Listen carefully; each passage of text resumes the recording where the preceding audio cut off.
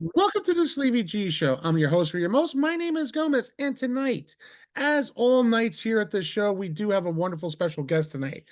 I'd like to introduce Analee Vineyard tonight and her book, A Legacy of Love. Let me tell you, it's an amazing book. Unfortunately, I have read the books, I had notes on it, but of course, I was at work when I was finishing up the final touches. So I'm going to have to do this by memory today. So I do apologize. But welcome to the show. How are you tonight? How's everything going? Well, I'm doing great. And first of all, I would want to say that thank you so much, Alex, for inviting me. I feel very privileged and honored to be here on your show. Thank you. I really appreciate that. Thank you so much. I mean, for me, it's always an honor and privilege to have special guests like yourself. Anybody who comes on the show, for me, it's always an honor because it's great to talk to everyone around the world, and around including in the United States. I've talked to people from Canada. Been trying to talk to somebody in Australia. Just it's just amazing what I so far I've accomplished in about a year and a couple of months of podcasting on my own. So, it's an amazing feat. Now, it's kind of funny. We were talking prior to the show, and we both have similar Hispanic backgrounds, which is kind of good. I'm actually Cuban and Peruvian. My wife is Italian Irish, so we have a lovely mix in my new family right now with my two kids, which is a great feeling. My mom is Cuban. My dad was Peruvian. So I was first generation born here in the United States. So I know you had a similar background as me. Um, Yes. the- I know we talked about it, but can you let everybody know like your background a little bit? Well, yes, I'm actually a first generation born here. Actually, I live now in Frisco, Texas, and close to Dallas, very, Mm, very close. And but I was born in California. Actually, if you want to know exactly where I was born in East LA. So, and my family, my dad lives there. My mother actually passed away when I was going to be 15 oh wow, okay. and for complications of placenta previa back in 88. So, with that said, my mix is my parents are Mexican, both of them, mom Hmm. and dad, and their background and my grandmother, mi abuelita, that you say in Spanish, if Yep. you know a little bit, abuelita means grandmother in Spanish. She is also from Mexico, but her mom, mi bisabuela, that's a great grandmother, Hmm. was Spaniard. And then her mother was actually from France. So I'm a mix. Oh, A so you mix. got some French in you too. Wow. So I have that. Yeah, Yes. it's an So amazing mix too. yes. So I'm a mix. So people sometimes look at me, and if I don't speak Spanish, they don't even notice, but I'm extremely fluent in both. And I'm very proud of that. As a So, little girl, I would always dress in my Mexican dresses. And for yes. Halloween, I would always want my mother, to dress me up as Hmm. I wanted everyone to know I'm very Mexican. Hmm. So they would dress me up and I would make sure that everyone would know because my mom would always say something in Spanish. So um, as a little girl, I would always go out there and ask for Halloween, ask for candies, and I would say, "Me van a dar dulces?" And they would say, "What is she saying?"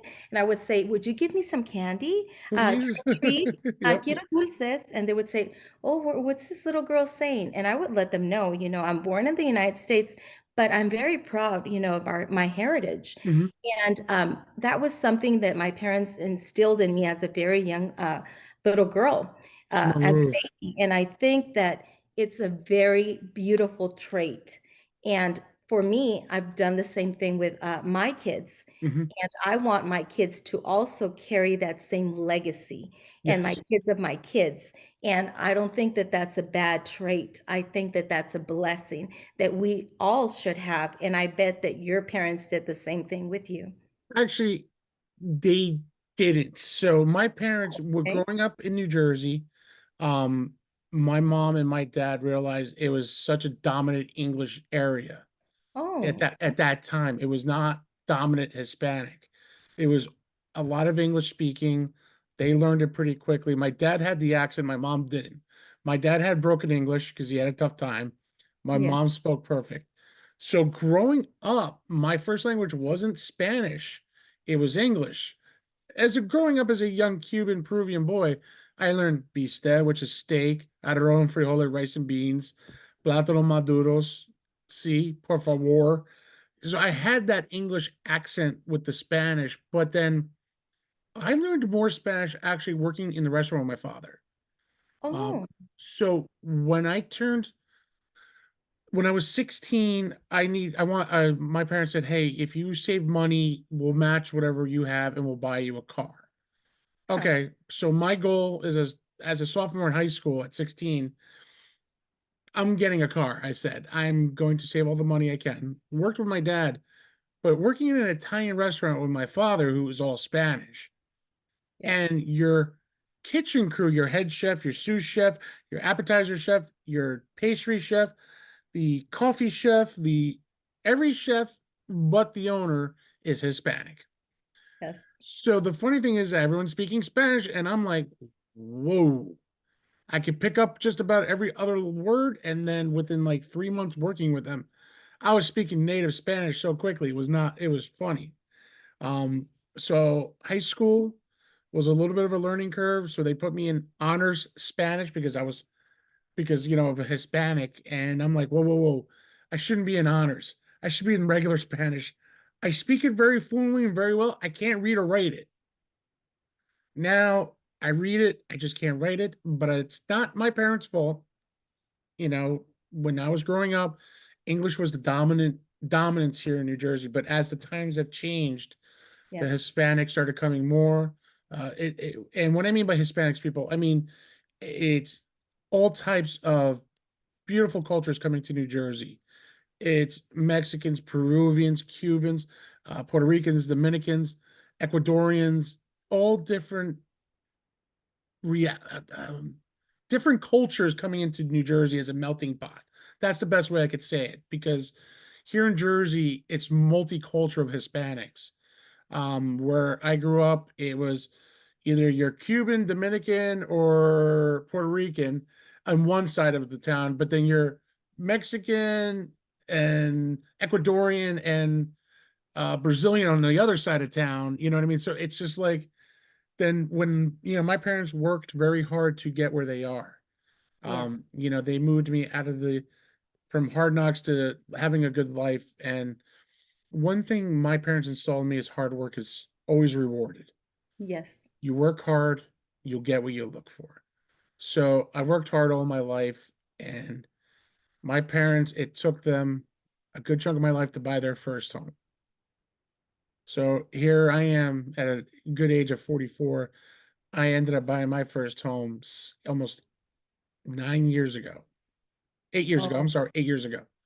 I bought my first home when I got married with my first child on the way. So for me, that's a huge accomplishment of where I come from. And yes. and my Okay. kids are, Yeah. I will say my kids are a little spoiled, but I do tell them the hard knocks that I went through that I didn't get everything that Baba as they call my mother, abuelita, they couldn't say abuela very well, so it ended up being Baba and it stuck. So it was one of those things. Unfortunately, my father passed away when I was 21. He passed Sorry. away of stomach cancer. He fought the good fight. He did what he could, but I have the memories of my dad implanted in my head for all the years. The support of sports, the taking me to the movies on his day off, taking me to dinner, getting me whatever I really wanted, but I was like telling my father I don't want it right now.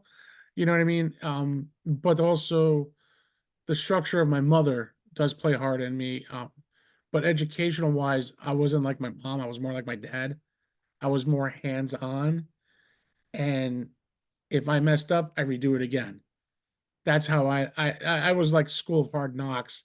I wasn't a very studious student Yes. growing up. But when I did do it again, and I did it again, I got it eventually. But it took me a little bit longer than other kids. You know, my mom was a college educational woman. My father was not. Me, I finished somewhat college, but I didn't fully get the 4 year degree. But you know what? Where I am at, I've learned a lot. just like you do. You know what I mean? My background is I work in sales. I'm happy what I do. I service the public as best as I can. But I tell my daughter and my son, even though my son's like turning 4 this year, I just like, Oh, don't be like daddy. Don't work as hard to give your family the life that you guys deserve. I do yes, this because this is how much I love you guys. yes, And that's something that speaks as a Hispanic culture, but it doesn't matter. It's everyone's culture. yes, You know, we all struggle in life. And the one thing I always said, no matter what happens to me, the family's taken care of. And yes, I always say that to my wife. She goes, why do you talk like that? It's a Hispanic thing. You know, like my mom would say, if I say, Mom, I love you, good night, and she'll say, I love you too, and God willing. So my mom grew me up as a Catholic. I went through a Catholic school all my life. I went yes, from kindergarten all the way to high school. Don't get me wrong, at one point in high school, I really wanted to wear jeans and t-shirts. I really wanted to go to public school, but I was not allowed to. So this is my mom with structure.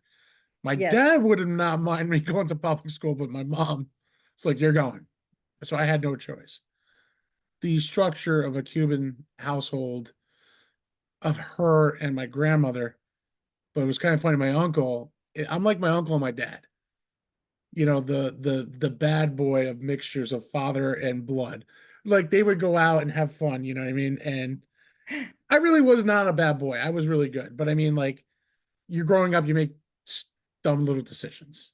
yes, I But understand. the one thing I will say is that my mom did, what my mom has taught me, and she thinks I don't do it now with my kids, is the structure. Like I'll be like 8:15, you're done, let's go.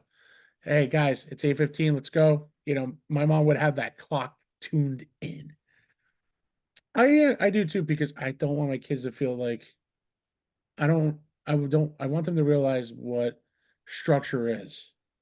You know, my son was born during COVID, so he has a little bit of a learning curve right now. He's been isolated for 2 years until Yes, like last year. He went to daycare and then he started getting it. This year he's full-time daycare, and next year he's gonna be his last year daycare before he goes to kindergarten. So he's showing so much great improvements. And it's amazing of the stability he's gone through. Like I remember he wouldn't sit during circle time. Now I see him sitting in. I actually almost cried today because of that. oh, Because it means so much to see how he's doing. And that's the greatest thing about life and your family. Now, yes, you had a great story with your book. yes. And by the way, I understand about family because as you read my book and you read it, I now have a blended family. I have two and two. So I understand. And my kids are very different ages from your kids. Mhm. I have a 27-year-old Okay. all the way to a 15-year-old. So my kids are very different from the ages that Hmm. your kids are. But I understand from 27 all the way to 15. 15. I come from also a background of parents that they come from Catholicism Hmm. because as Hispanics, we tend to come from that background. Right. Yes, but my mother was always very interested in knowing more beyond more of the Lord, and she Hmm. was always interested in that. My dad as well. He's very interested in that, and we wanted to go beyond that. I'm very respectful of all Oh religions. I yeah. don't believe that God is a religion. I believe, but I respect everyone and everyone's beliefs. I believe that God is a relationship Hmm. of having a relationship, just like having a relationship with friends, with people. I believe that God wants us to have a relationship with Him. And it's not about a religion. I could go to a Catholic church and I just enjoy receiving the message, Communion. Yep. communion. Messaging And I and could go communion. to another church and I could receive the message. Hmm. It's about having a relationship. And so going back to the subject about kids, we have a 27-year-old all the way to a 15-year-old. And the oldest one is 27. And then we have a 21-year-old daughter. And then we have a 19-year-old son. And then the 15-year-old.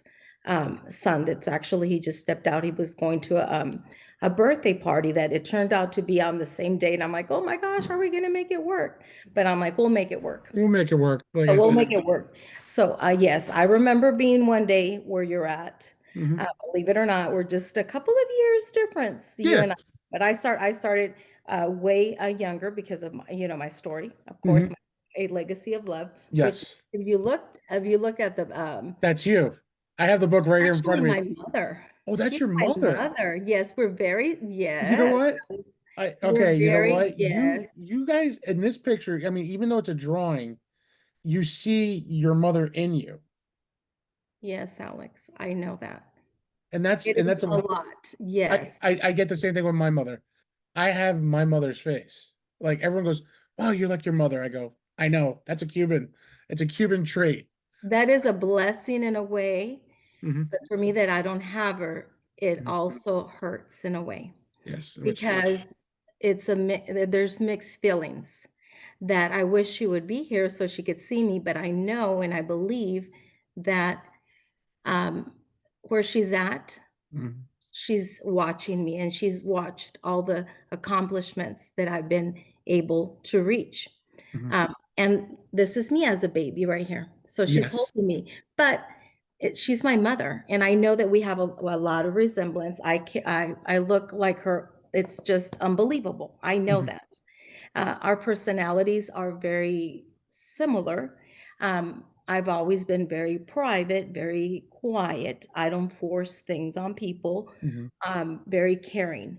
Why did I write my book? Because I didn't, first of all, I was not wanting to write a book. I've never done something like this before, Hmm. but I was being called to write my book through the church. Okay. And there was a calling on me, and the pastor where we went pulled us up, my husband, my kids, and myself. And as they were coming up, the pastor went all the way to me and said, "You've gone through a lot." And I had never heard such thing. I mean, Hmm. I've heard other people being called, but you've gone through a lot. Yes, I lost my mother when I was going to be 15. The pastor didn't know my story. Hmm. I was in an arranged marriage. My mother was also in an arranged marriage. Okay. It was very difficult for me to want to share my story. And I that's lose my understandable. very difficult. And when he was saying this, I was like, I didn't say that, but I was thinking to myself, no, no, no, no. I lose my first child in my book. I share that due to the assistant, which he was not even a doctor. He was just a assistant that was going to school in the same hospital where my mother started her deathbed, that she was transported. She was an interpreter like I am, Hmm. an interpreter and translator, which I do have a college degree. But it took me a lifetime because my grandparents were the ones that assigned me an arranged marriage. My grandmother and grandfather on my mom's side when Right. she passes away. For me, it was very difficult, and I wish that you read my book because it's going to touch you. Mhm. And yes, but it's also a very inspiring book. And my mom also was in the same mess. But knowing that my story did not end up in despair, and that my story, I fulfilled my dream of finishing my degree. I fulfilled and all of my dreams have been starting to fulfill Mhm. all my desires, and that I'm now reaching ladies that need to hear the story. It's a blessing for me to see my life, how it's that love of my life that I wanted that was taken away, how God has, answered. Mhm. Yes, I had someone that I loved that loved me. My grandparents said no. Okay, it's fine. But God allowed me to find that someone. So, with that said, wow, it is a very powerful story because there's people that think that when they're in their 40s, because that's what happened to me. I was 42, Mhm. and honestly, I'm not going to date anymore. Look at me, I'm already 42. I was in an abusive relationship, Alex, But my story, it shares that. It does. There's a lot of women that need to hear this, men that need to hear this story. Hey, I want to get that book, Hmm. knowing that this story could change their lives.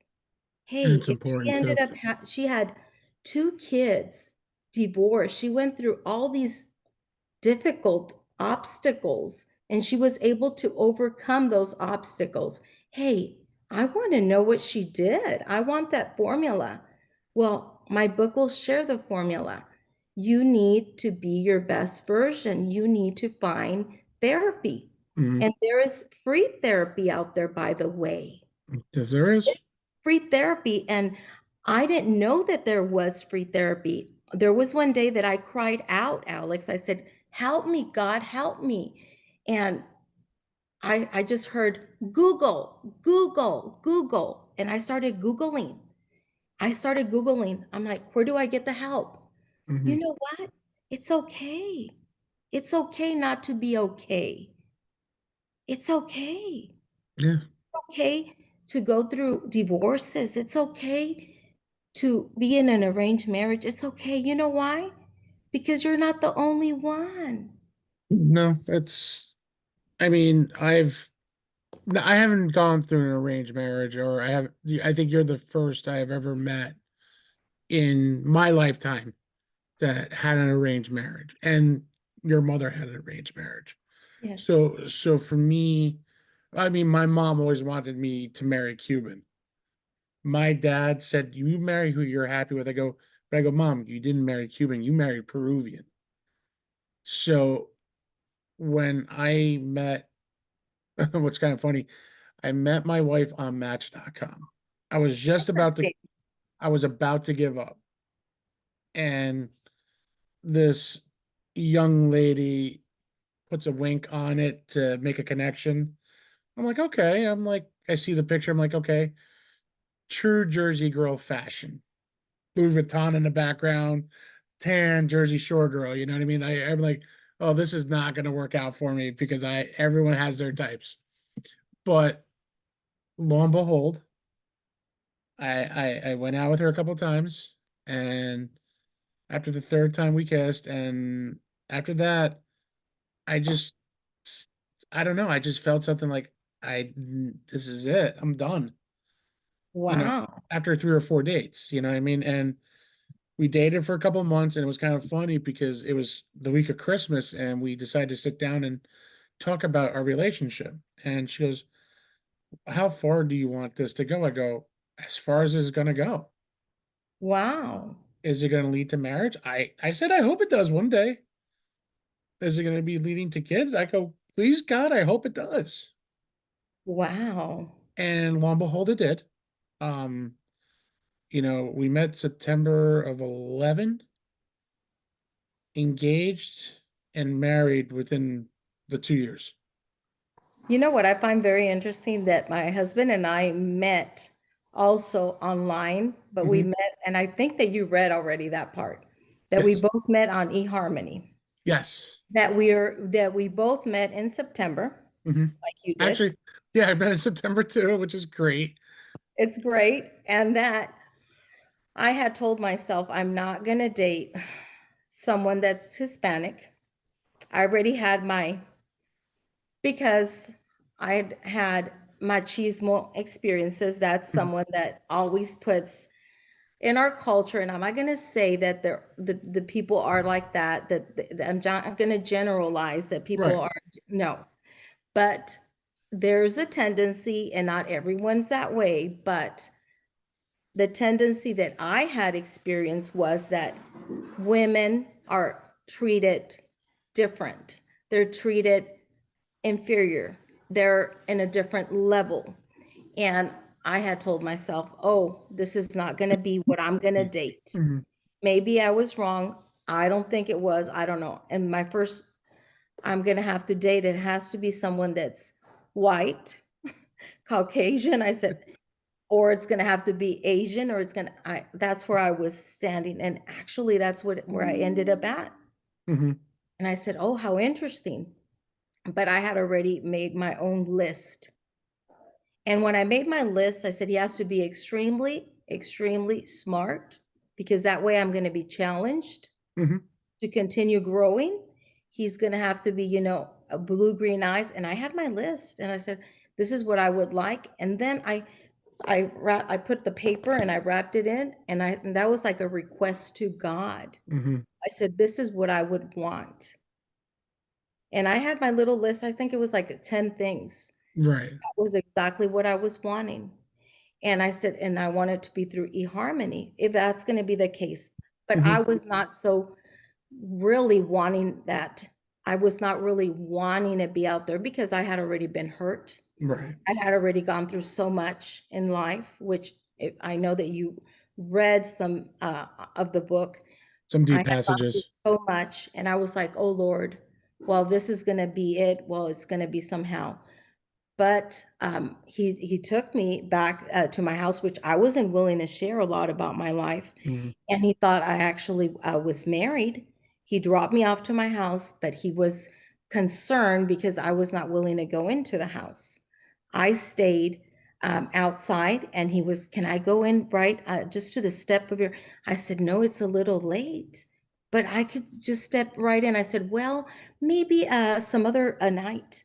I was renting the house, Okay. but because I had been in a very horrendous relationship prior till, and I had been told to always keep my guard up, that it's okay to keep your guard up. And if you don't feel comfortable, it's okay to do that. Hmm. Uh, If I felt comfortable then, and I felt like this was going too well, and I said, oh no, I might as well just continue keeping my guard up and I'm going to protect my heart. And then eventually, if it works, then I'll figure it out. But I thought it was the right approach. But eventually, like you said, the third date or the second, I realized that, things were gonna start getting, things were changing. Like you said, Hmm. he gave me a kiss and he said, how will I know? Because when it's a different culture, you Right. don't know how to, if you're gonna want to kiss someone, or how will I know? I said, well, you should probably just read the body language. You will be able to know if I'm about to slap you, or if you see my eyes, get a little too big, or if you see my, you'll be able to know. Hmm. So he says, oh, okay, because I really never dated a Latina. He said, a Hispanic, girl. Well, our first date, I showed up like a nun. He said, I don't know really how her body is.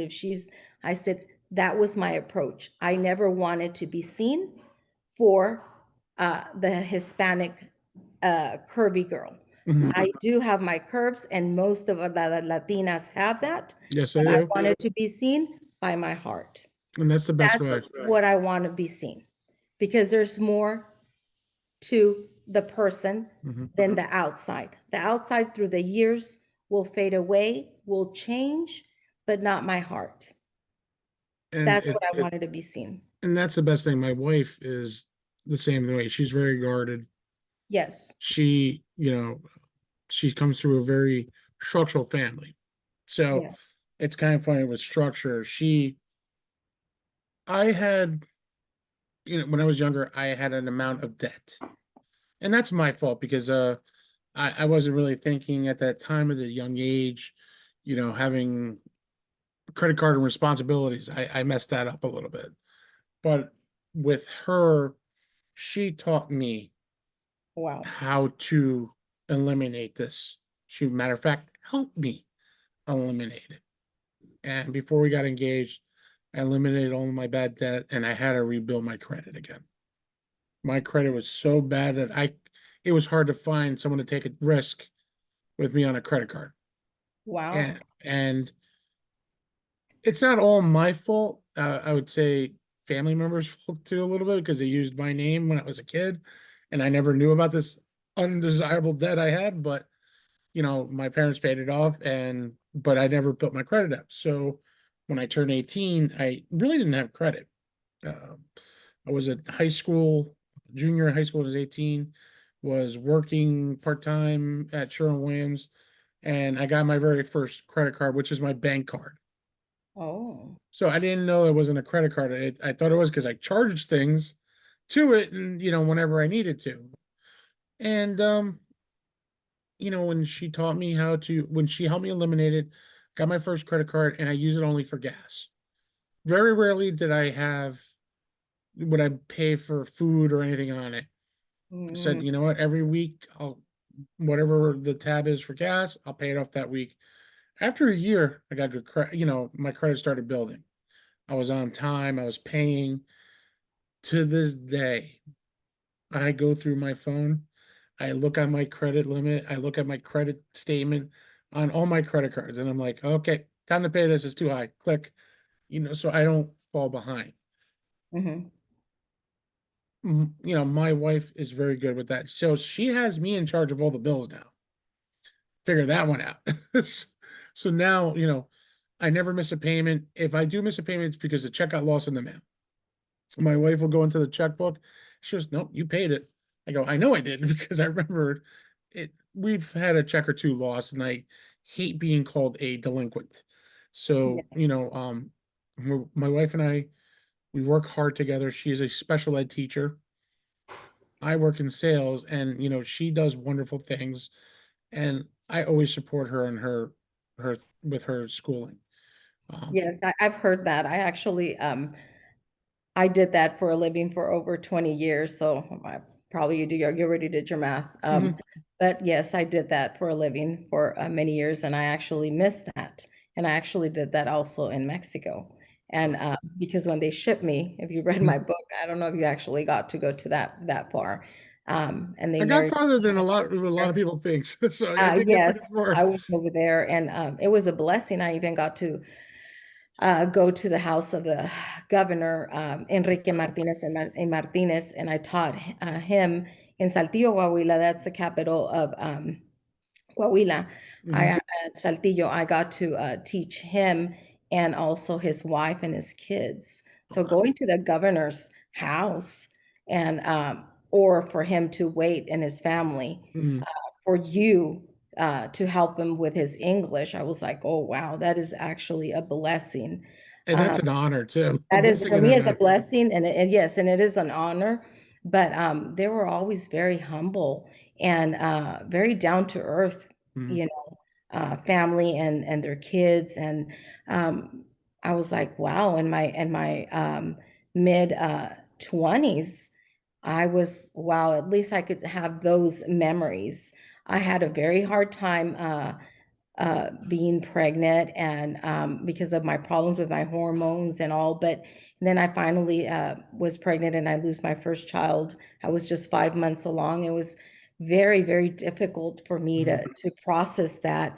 And without my mother, I remember going to the cemetery because my mother was buried there in Saltillo. She was born in Allende, a very small little town, real close to Saltillo. But it was very difficult for me processing what my grandparents did to me and what they did to her. mhm, And writing this book was a very healing, um, you know, um, experience to write it. It was painful, but at the same time, as I was writing it, it was a very healing experience for me to be able to do that. mhm, Because finally, I was letting go of all this pain that they did, cause on me, and also what they caused on my mother.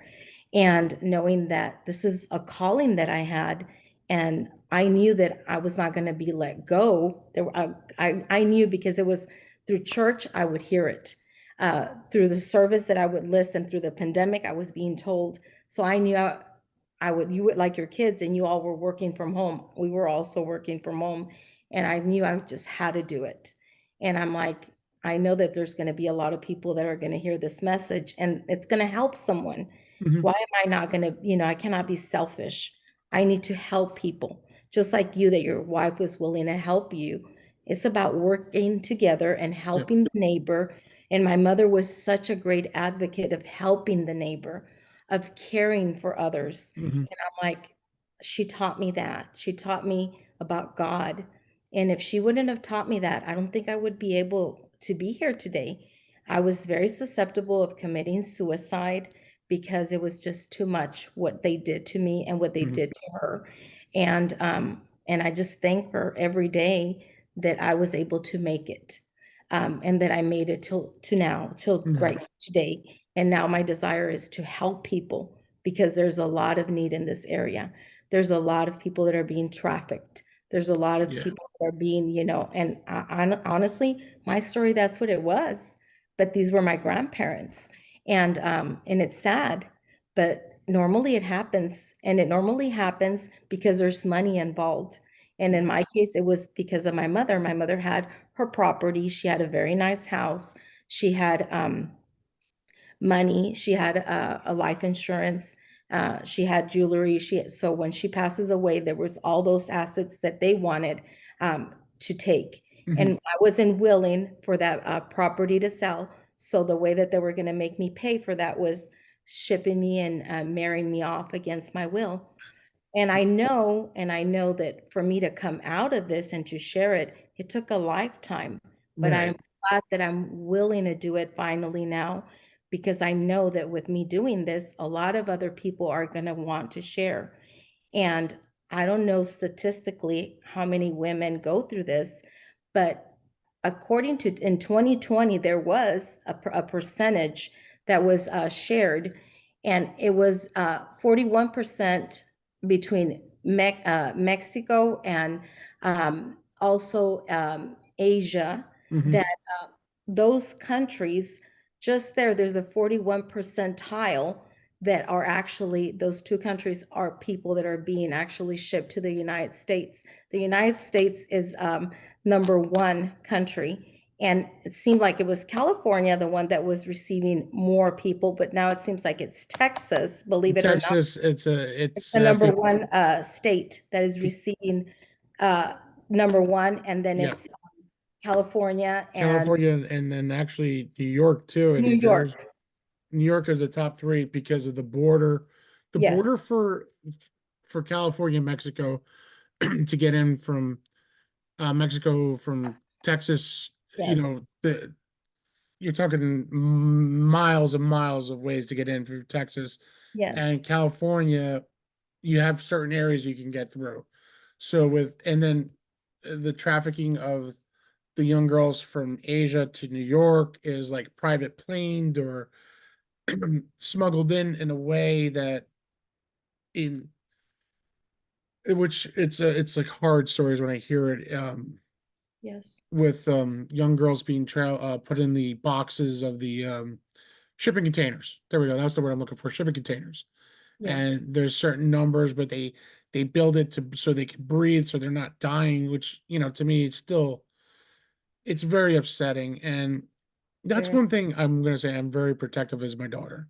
Uh, I try not to be an overbearing father. I give her freedom and make sure she's loved well enough and respected well enough. And I said, I will let you marry anybody, but just never marry a guy like me. And it's just an expression to show yes, that if she married someone like me, make sure he acts like me and does good things that I do for her and her mother. And my son too. I don't want to forget him either. But when it comes to it's more of the ladies thing, you know what I mean? Like Sunday was a great example. This past yeah, well, when this airs. So a couple of Sundays from this, my daughter had a bowling activity for her school. My son was with my mother, aka Baba. I was at an event for something I truly love too, which is hockey and football. And it was a hockey player I wanted to meet for a long time. So I had an opportunity. I went and it ended a little earlier than I expected. I was gonna stay for dinner, but I'm like, it's it's at 3 o'clock. You know what? I'm gonna go surprise my family. I ended up going to the bowling for about an hour and 15 minutes and show up for surprise because I remember my dad would do that for me. yes, My mom would be there for a lot of the sports and a lot of the things and a lot of support my dad has given me. And throughout all my years through soccer, baseball, basketball, my dad would make sure he'd be there for a lot of those games, especially when I was in high school. He was like, I guess he was my number one fan. I could say that with my mom there with him. And I want to make sure I give that same respect to my daughter and my son to surprise them and be there when they yes, need me. My dad wasn't there for everything, but I was never mad at him for it because he wanted to make sure that my father's life was not the greatest. His mother, my abuelita from his side, got remarried. The stepfather said, "You're not my kid. I'm not, you're not, I don't have to give you crap." So my Wow. dad had a hard life. He left, came to America with nothing in his pockets, dishes, busboy, odd jobs. He made himself a life. He met my mother.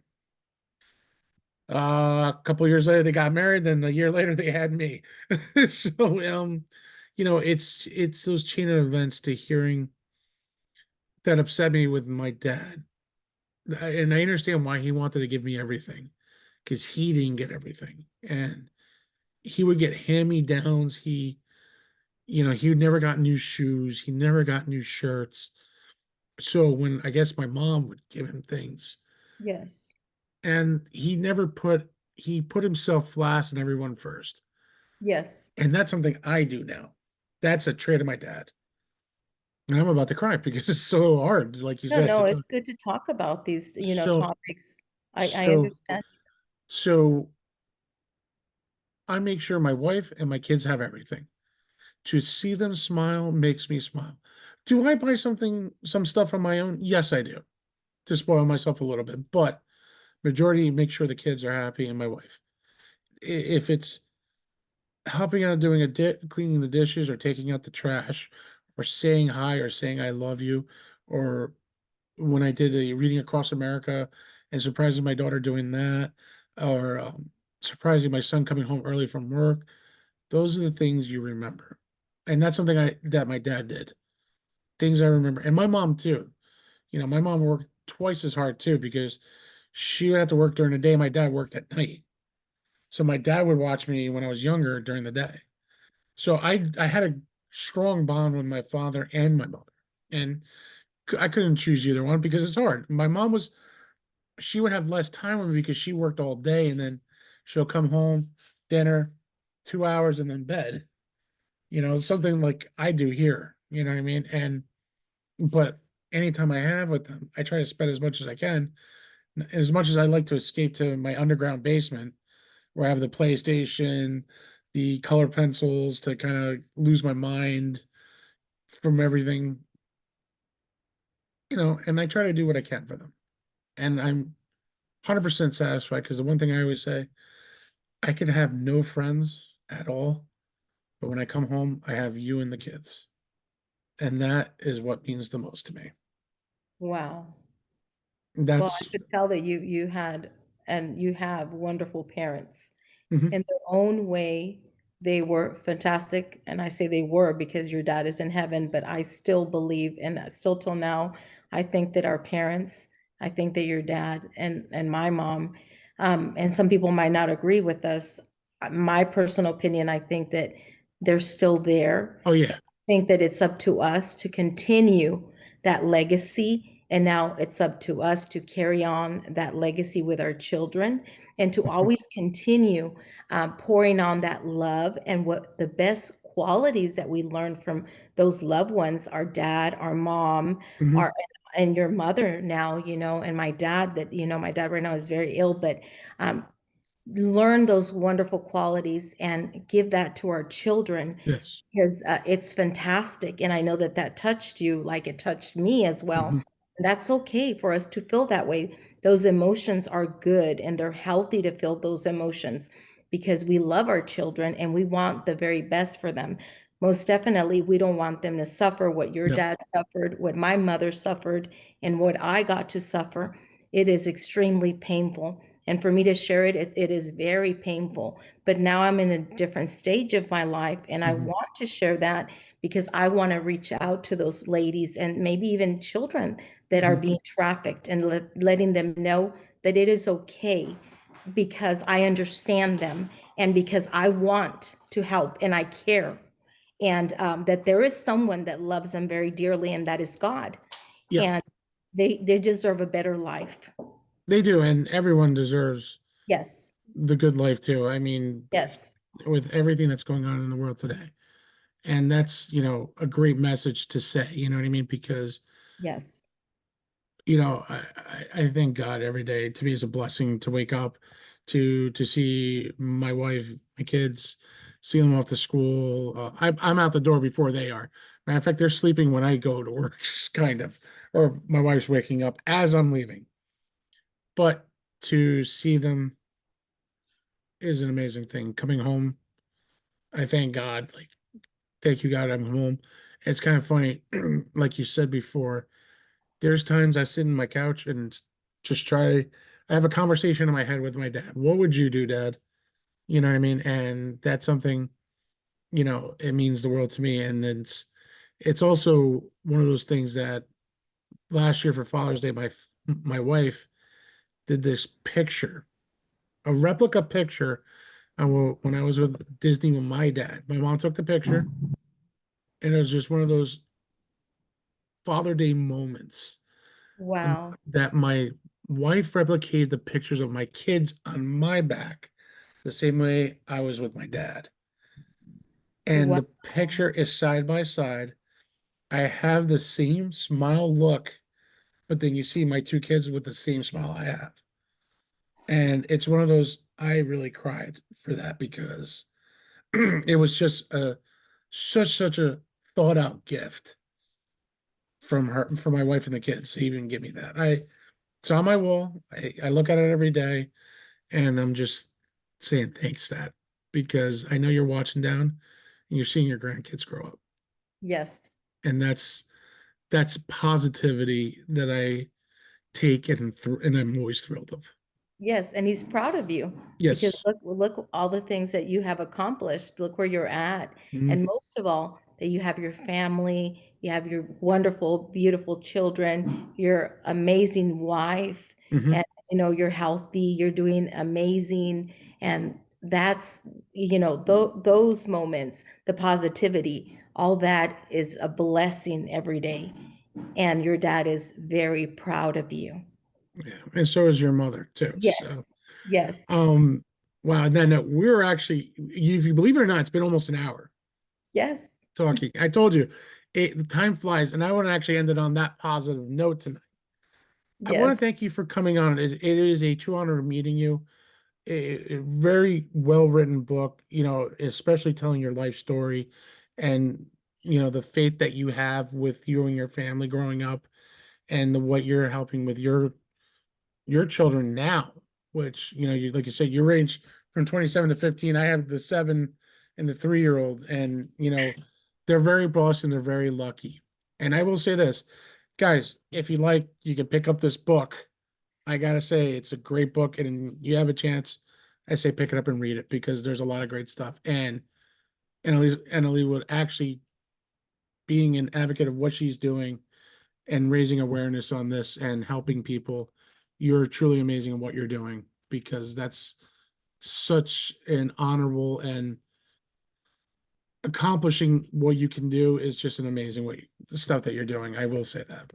And I have to share something else. My book Yeah. actually has been nominated in the Christian literacy, and I am very thankful. Actually, on April the 6th, with other authors, I will be there as well. And I will see what God has in store for me with the other authors. I don't know if I'm going to win or not, but I feel that I have already won, knowing the fact that I have already been nominated with all the other authors. It's a blessing because this is my first book. And obviously, I've already written a workbook with Mhm. this book as well, and a cookbook, also Nice. my mother's recipes. And for me, it is an honor to know that I'm here with you today and we're honoring our parents and their Yes. legacy. It's about them, but most of all, it's about God. And it does not matter where we come from. It's about Him. We've been able to make it through the pandemic. We've been Hmm. able to make it through the hardest times and seasons. That means that He has something for us. He Yep. has a mission for us to fulfill on earth.